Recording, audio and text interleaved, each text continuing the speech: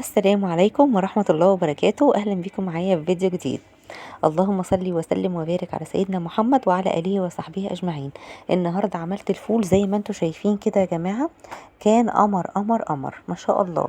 عملت كده شوية حركات كده في الفول خليته طلع النهاردة زي ما انتوا شايفين كده.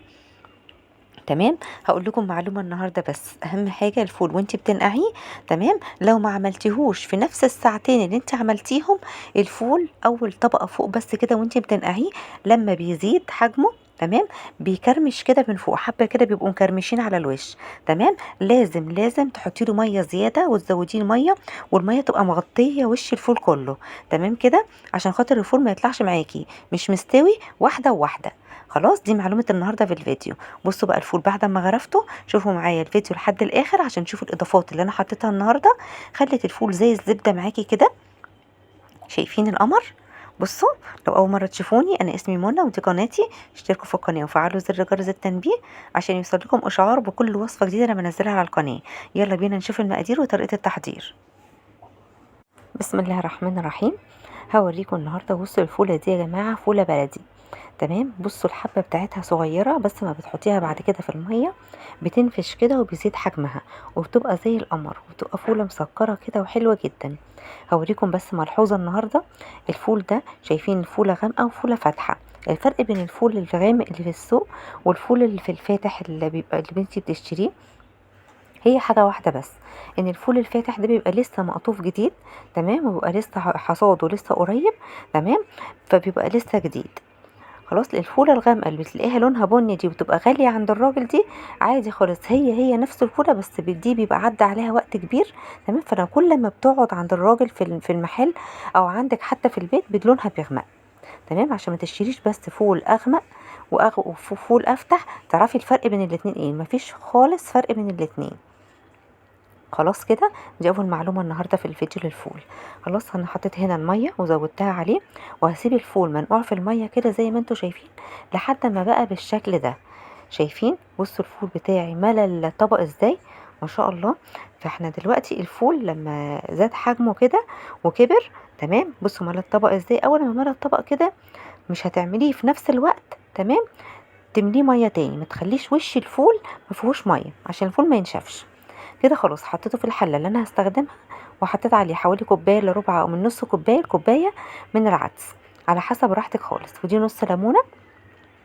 وده المكون بقى الرهيب يا جماعه اللي بيديه طعم وتسكيره ولون زي القمر. جزرتين كده كبار، على الكيلو حطي ربع كيلو جزر، تمام، بشرته كده عشان لما من كتر استوى ما يبانش ليه اي اثر. وعلى طرف المعلقه كده سيكه صغيره كده من الكركم، ودي ربع معلقه برضو من الفلفل الحلو، تمام، البابريكا. واهم حاجه عندي بقى في الفول بتاعي، وهفضل اعملها كده وهفضل انزل فيديوهات كتير للفول عشان كل يستفاد لحد ما المعلومه توصل للجميع. كيس البيكنج باودر ده يا جماعه بيودي الفول في حته تانية، بيخليه يستوي بسرعه البرق. ماشي. خلاص كده، ما انساش اهم حاجه ذره الملح. يعني بصوا بعد ما قفلت عليه فتحت تاني، ذره الملح بتبارك اي حاجه في الدنيا يا جماعه، اي اكل بتباركه، ودي سنة على الرسول عليه الصلاة والسلام. نيجي بقى الحلة بتاعتنا دي. الحلة دي خطيرة جدا يا جماعة، محدش ينفع يستعملها أبدا إلا لما تكوني درسها كويس جدا. وهنا كده خلاص الفول عدى عليه حوالي تلت ساعة، من نص ساعة لتلت ساعة. خلاص، فرغي الهواء من الحلة، تمام، وطلعي منها البخار كويس جدا جدا جدا وافتحي عليه. خلاص. بصوا بقى، شايفين؟ ما شاء الله ما شاء الله. الفول النهارده يا جماعة كان حكاية حكاية حكاية حكاية. بص، ولا باين فيه جزر ولا باين فيه أي حاجة أنا حطيتها له، ولا جزر ولا عدس ولا أي حاجة. بصوا، زي الفول بتاع بره بالظبط. أهم حاجة وأول خطوة بعملها بعد ما بفتح على الفول وخلاص اختبرته وخلاص عرفت ان هو استوى كويس جدا، تمام، احط شويه من الخل كده على الوش، تمام، عشان الفول ما يسودش، تمام، يا شويه خل يا ليمونتين تلاتة كده تعصريهم طالما انت عامله كميه، تمام. بسيب الفول كده لحد ما بيبرد، تمام، وببتدي ان انا اعبيه في اكياس واشيله في الفريزر، مشيلوش ابدا وهو سخن. تمام.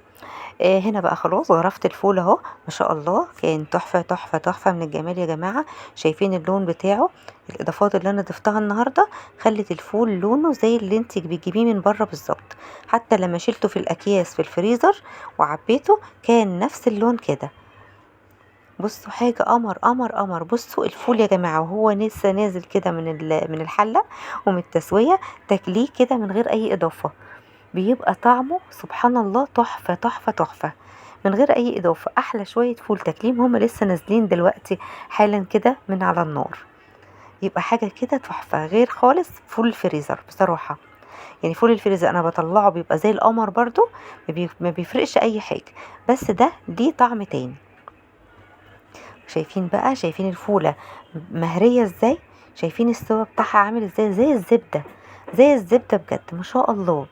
تحفة تحفة تحفة. وده من البيكنج باودر، هو اللي بيخليه يتهرى كده بسرعة، وسبحان الله بيخليه يستوى بسرعة البرق. شايفين؟ انا باكد عليكم اهو. شايفين؟ بصوا الفول مستوي ازاي، الحباية قاعدة زي ما هي وفي نفس الوقت مستوية. وده بيرجع برضو لنوع الفول يا جماعة، نوع الفول بلدي وتحفة وقمر. ربنا يحسن ما بين ايدي يا رب. اللي جابهولي كان الفول ده جايلي هدية من اخويا، ربنا يديه الصحة والعافية يا رب.